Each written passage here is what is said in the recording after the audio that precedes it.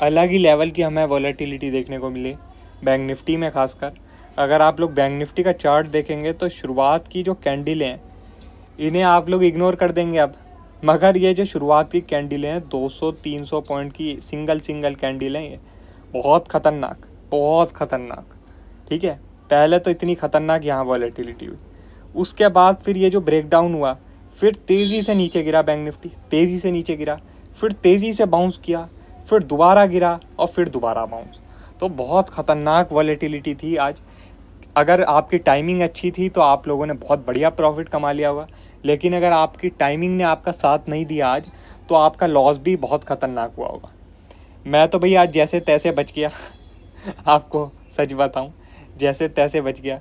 ठीक है, ये जो मूव आया था, ये जो तेज़ी से नीचे आया था, इसमें मैं ट्रैप हो गया था। ठीक है, यहाँ पे जब 51,000 के ऊपर बैंक निफ्टी ने निकलना शुरू किया था तो मैंने लॉन्ग की पोजीशन बना ली थी और ये ऊपर निकला, बढ़िया प्रॉफिट हो रहा, लेकिन बिल्कुल तेज़ी से वापस नीचे आ गया तो इसमें अच्छा खासा मैं ट्रैप हो गया था।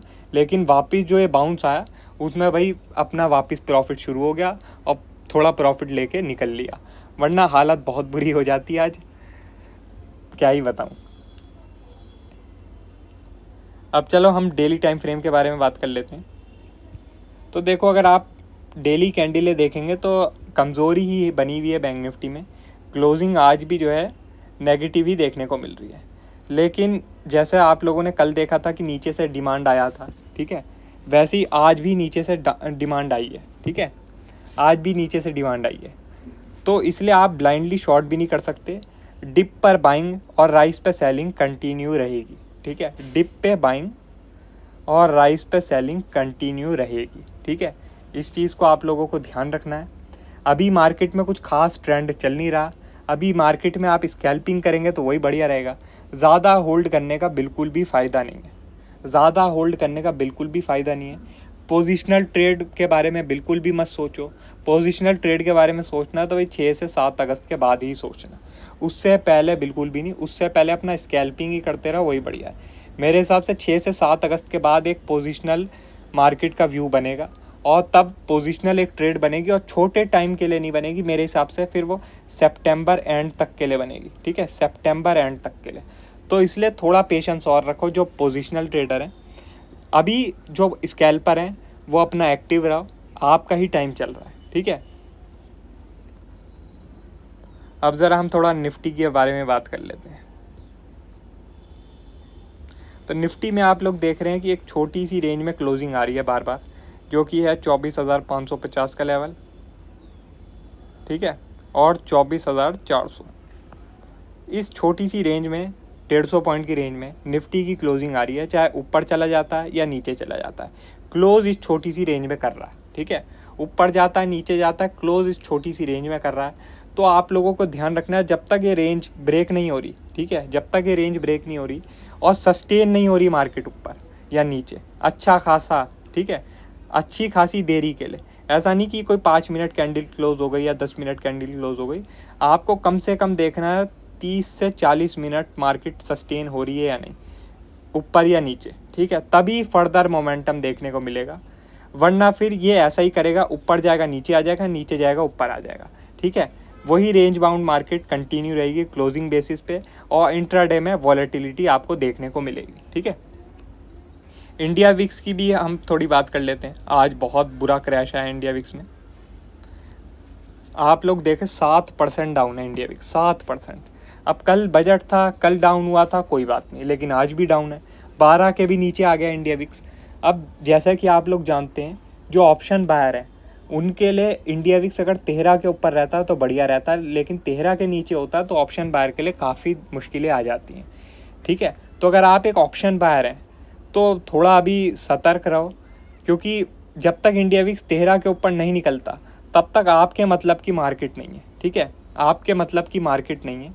आप मार्केट में अगर ट्रेड कोई लेते भी हो तो छोटे टाइम फ्रेम के बारे में ही सोचो कि भाई मैंने अब एक ट्रेड ली और 15-20 मिनट में मुझे निकल भी जाना है, मुझे ज़्यादा देर होल्ड नहीं करना, क्योंकि जब तक इंडिया विक्स ऊपर नहीं होती तब तक आपकी होल्ड की मार्केट नहीं है, आपकी बिल्कुल स्कैल्पिंग की मार्केट चलेगी।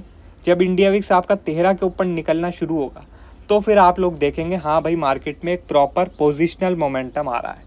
ठीक है।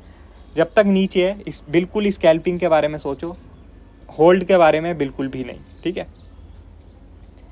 हम ज़रा 23,000 जो सितंबर का पुट ऑप्शन है उसके बारे में भी थोड़ी बात कर लेते हैं, ठीक है। अब इस ऑप्शन की मदद से ही मैंने आप लोगों को बताया था कि भाई बजट वाला दिन नेगेटिव हो सकता है, ठीक है, नेगेटिव हो सकता है, क्योंकि यहाँ एक ग्रीन कैंडल बनी थी और वॉल्यूम के ऊपर भी ट्रेडिंग हो रही थी, ठीक है। तो मैंने आपको बताया था जो बजट वाला दिन है वो नेगेटिव हो सकता है कि इस ऑप्शन में कोई भी डिप आएगी तो ये ऊपर जा सकता है, और आपने देखा इस ऑप्शन ने 164 तक का हाई लगा दिया, ठीक है। और मैंने आपको 25,000 का कॉल ऑप्शन भी दिखाया था निफ्टी का, रुको ये रहा 25,000 का, ठीक है, कि भाई ये वॉल्यूम के नीचे ट्रेड कर रहा है तो इसका मतलब ये ऑप्शन अच्छा खासा गिर सकता है।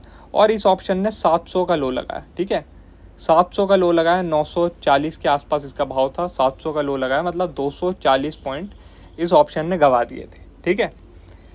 अब हो क्या रहा है कि भाई ये जो ऑप्शन है ये तो अपना एक रेंज बना रहा है, ठीक है, लेकिन ये जो ऑप्शन है आपका 23,000 सितंबर का पुट ऑप्शन, इस ऑप्शन ने ब्रेकडाउन दिया आज, ब्रेकडाउन।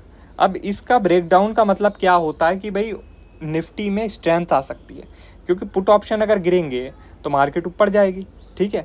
अब इस ऑप्शन ने आज ब्रेकडाउन दिया।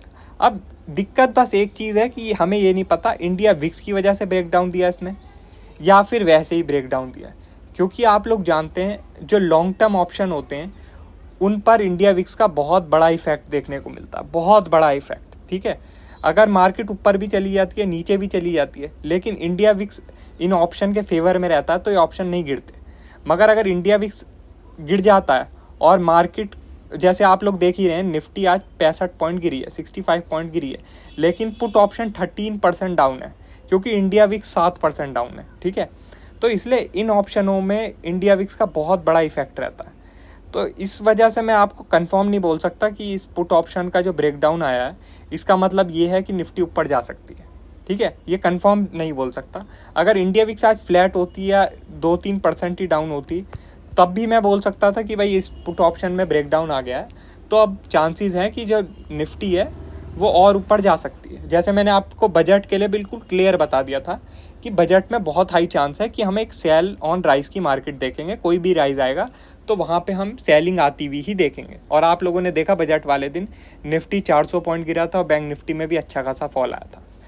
मगर यहाँ पे इंडिया विक्स की वजह से मैं बिल्कुल कंफर्म नहीं बोल सकता, तो आप लोगों को थोड़ा ध्यान देना होगा इस ऑप्शन पे।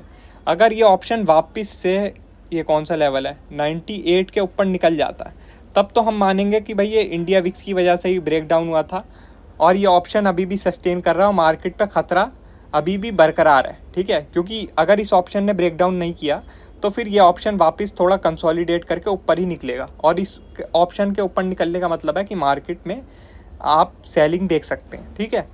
मगर अगर ये ऑप्शन 90 के नीचे सस्टेन करता है तो चांसेस यही बने रहेंगे कि निफ्टी अभी नहीं गिरेगा हाल फिलहाल, और निफ्टी में अभी आपको और बाउंस देखने को मिलेगा कुछ दिन और, ठीक है। और फिर बाद में अगर रिवर्सल आना होगा तो आएगा। तो इसलिए आप अपनी वॉच लिस्ट में निफ्टी 23,000 पुट ऑप्शन को लगा लीजिएगा। 90 के नीचे अगर ये सस्टेन करता है तो भाई चांसेस यही है कि निफ्टी आपका और बाउंस दिखाएगा, और अगर 98 के ऊपर वापस निकल गया तो ये जो नीचे आज ब्रेकडाउन देखने को मिला इस ऑप्शन में, ये केवल इंडिया विक्स की वजह से था और कुछ भी नहीं, ठीक है। बाकी और कोई भी अपडेट होगी मैं आपको टेलीग्राम में बता दूंगा। वीडियो अच्छी लगी हो तो लाइक कर देना और चैनल पर नए हो तो सब्सक्राइब कर देना। आज के लिए बस इतना ही, थैंक यू।